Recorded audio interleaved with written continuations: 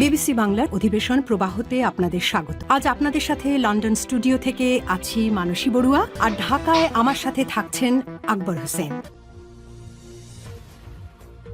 বাংলাদেশের সর্বশেষ গুরুত্বপূর্ণ আপডেট সংবাদে আপনাকে স্বাগত। শুরুতেই সংবাদ শিরোনাম, পরে বিস্তারিত।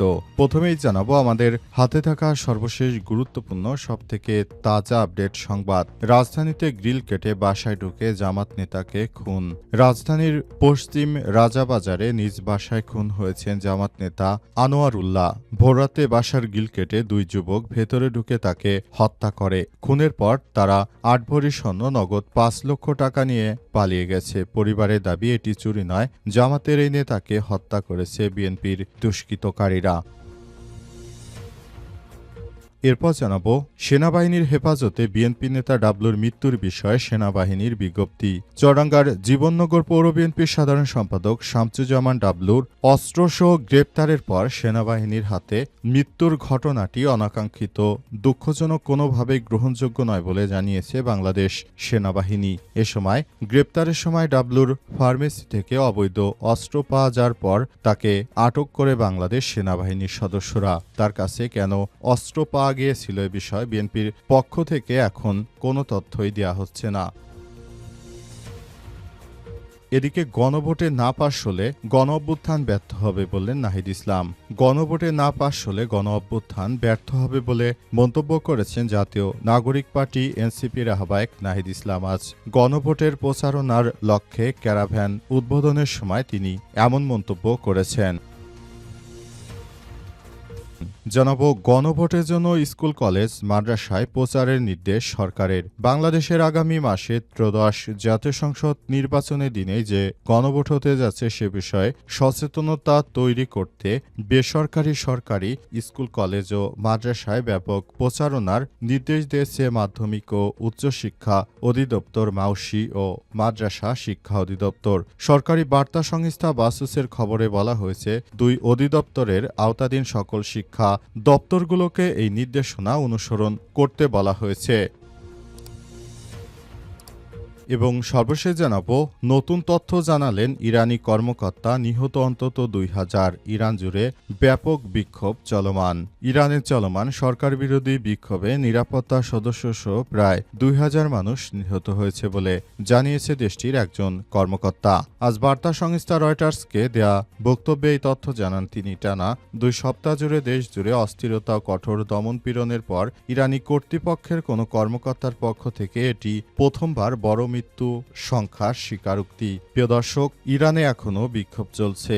বিক্ষোভকারীরা যে কোনো মূল্যে তারা ইরানের খামেনি সরকারের পতন চায়, কিন্তু খামেনি সরকার কঠোর দমন পীড়নের মধ্য দিয়ে তিনি ক্ষমতায় থাকতে বদ্ধপরিকর। প্রিয় দর্শক, এতক্ষণ শুনছিলেন সংবাদ শিরোনাম, এবারে বিস্তারিত। তবে তার আগে বন্ধুরা অনুরোধ থাকবে এই সংবাদটিতে একটি লাইক দিন।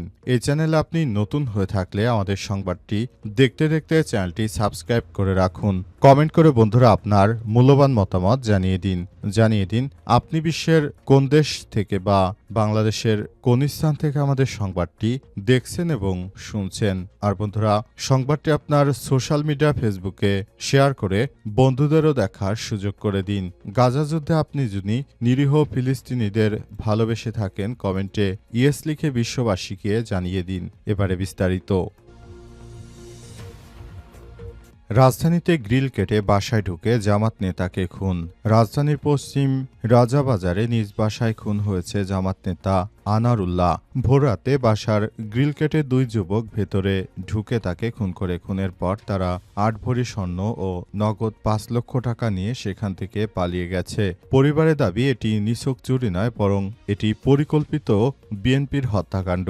সোমবার ১২ জানুয়ারি দিবাগত রাত আনুমানিক ২:৩০টার দিকে ঘটনাটি ঘটে। সিসিটিভি ফুটেজে দেখা যায় প্রথমে বারান্দার গ্রিল এবং পরে একটি কক্ষের জানালার গ্রিল কেটে দুইজন ব্যক্তি চিকিৎসক আনারুল্লাহর বাসায় প্রবেশ করে। প্রায় 2 ঘন্টার পর তাদের বের হতে দেখা যায়। যে গ্রিল কেটে তারা প্রবেশ করেছিল সেটি ছিল মূল প্রবেশপথ। জানালার গ্রিল কেটে ভেতরে ঢুকে তারা প্রায় 2 ঘন্টারও বেশি সময় বাসার ভেতরে অবস্থান করে পরিবারের ভাষ্য অনুযায়ী মৃত্যু নিশ্চিত করে তারপর তারা বাসা ছেড়েছে। এই ঘটনার পর আশপাশের বাসিন্দারা আতঙ্কের কথা জানিয়েছে। পাশের বাড়ির একজন বাসিন্দা জানিয়েছে, আমাদের তো অনেক ব্যাপার-স্যাপার আছে, এভাবে যদি ঘটনা ঘটে তাহলে তো অনেক কিছুই হতে পারে। রাজাবাজারের ওই বাসার দোতলায় স্ত্রীসহ বসবাস করতেন আনারুল্লাহ। পরিবারের সদস্যরা জানায়, খুনিরা ভেতরে ঢুকে আনারুল্লাহ তার স্ত্রী হাত পা বেঁধে তাকে খুন করার পর তারা 8 ভরি স্বর্ণ ও নগদ 5 লক্ষ টাকা লুটপাট করে নিয়ে যায়। পরিবারের দাবি এটি পরিকল্পিত হত্যাকাণ্ড। আগামী জাতীয় সংসদ নির্বাচনকে বানচাল করার জন্য বিএনপি নানাভাবে জামাত ইসলামের নেতাকর্মীদের উপর হত্যাকাণ্ডের ঘটনা ঘটাচ্ছে বলে অভিযোগ পরিবারের।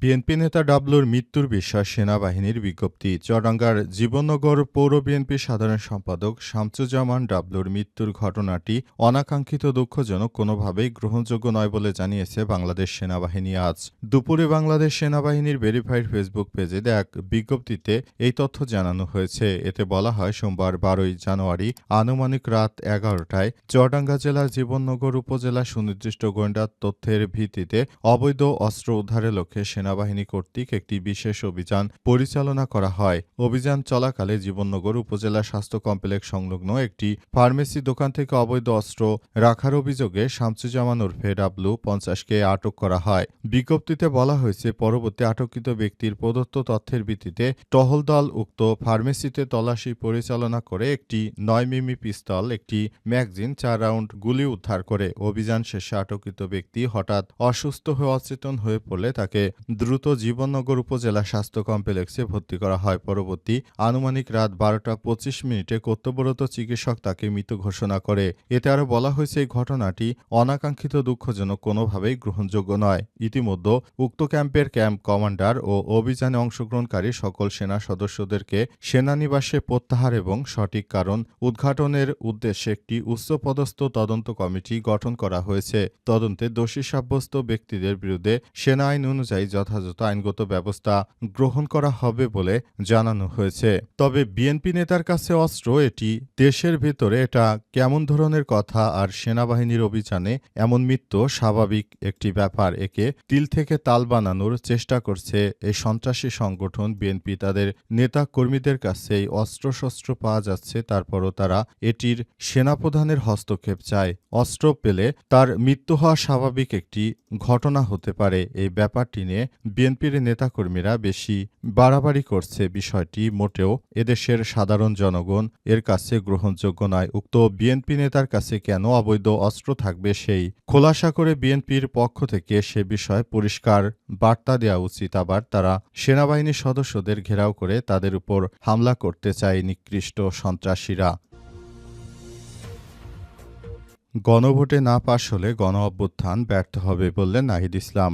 গণভোটে না পাশ হলে গণ অভ্যুত্থান ব্যর্থ হবে বলে মন্তব্য করেছেন জাতীয় নাগরিক পার্টি এনসিপির আহ্বায়ক নাহিদ ইসলাম। আজ গণভোটের প্রচারণার লক্ষ্যে ক্যারাভ্যান উদ্বোধনের সময় তিনি এমন মন্তব্য করেন। নাহিদ ইসলাম বলেন, আমরা দেখতে পাচ্ছি একটি বিশেষ দল গণভোটে নায়ের পক্ষে কথা তুলছে। হ্যাঁ ভোটের পক্ষে কথা বলাটা সব রাজনৈতিক দলের দায়িত্ব ছিল। তবে আমরা বলতে চাই, গণভোটে না পাশ হলে গণ অভ্যুত্থান ব্যর্থ হবে। আপনারা যদি আমাদের ভোট না দেন, তবুও আমাদের অনুরোধ থাকবে আপনারা গণভোটে হ্যাঁ ভোট দেবেন। না ভোট পাশ হলে যে ক্ষমতা আসবে সে স্বৈরাচারী হবে। মন্তব্য করে তিনি আরও বলেন, নায়ের পক্ষে কথা বলছেন, তারা আসলে কি বার্তা দিতে চান তা স্পষ্ট নয়। এবারের ভোট বাংলাদেশকে আগামী 50 বছর এগিয়ে নেওয়ার ভোট। মানুষকে সচেতনভাবে ভোট দেওয়ার জন্য আহ্বান রইল।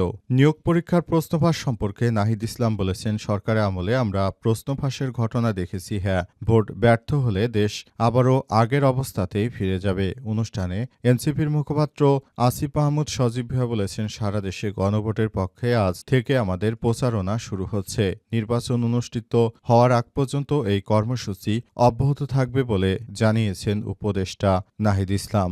এর আগে তিনি সাবেক উপদেষ্টা ছিলেন এবং তিনি তথ্য প্রযুক্তি বিষয়ক উপদেষ্টা ছিলেন। গণভোটের জন্য স্কুল কলেজ ও মাদ্রাসায় প্রচারের নির্দেশনা। বাংলাদেশে আগামী মাসে ত্রয়োদশ জাতীয় সংসদ নির্বাচনী দিনে যে গণভোট হতে যাচ্ছে সে বিষয়ে সচেতনতা তৈরি করতে বেসরকারি স্কুল কলেজ ও মাদ্রাসায় ব্যাপক প্রচারণার নির্দেশ দিয়েছে মাধ্যমিক ও উচ্চ শিক্ষা অধিদপ্তর, মাউসি ও মাদ্রাসা শিক্ষা অধিদপ্তর। সরকারি বার্তা সংস্থা বাসস এই খবরে বলা হয়েছে, দুই অধিদপ্তরের আওতাধীন সকল শিক্ষা দপ্তরগুলোকে এই নির্দেশনা অনুসরণ করতে বলা হয়েছে।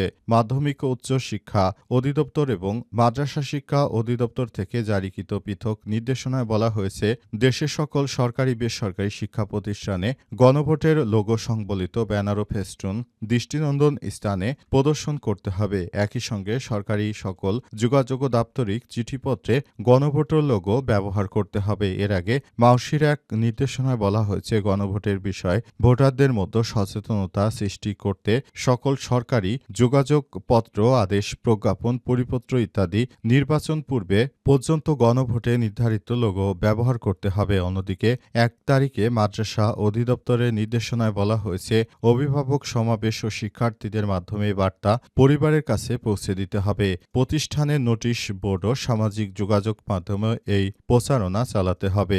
মন্ত্রিপরিষদ বিভাগের নির্দেশনার আলোকে এই পদক্ষেপ গ্রহণ করা হয়েছে বলে চিঠিতে উল্লেখ করা হয়েছে। জুলাই জাতীয় সনদ 2025-এ উল্লেখিত রাষ্ট্র সংস্কারের মৌলিক প্রস্তাবগুলোর উপর জনগণের রায় নিতে এই গণভোট অনুষ্ঠিত হবে। আপনারা যদি গণভোট দেন, গণভোটে যদি হ্যাঁ ভোট দেন, তাহলে আগামীতে বাংলাদেশে আর কেউ স্বৈরাচার হতে পারবে না। এটি সবথেকে বড় কথা।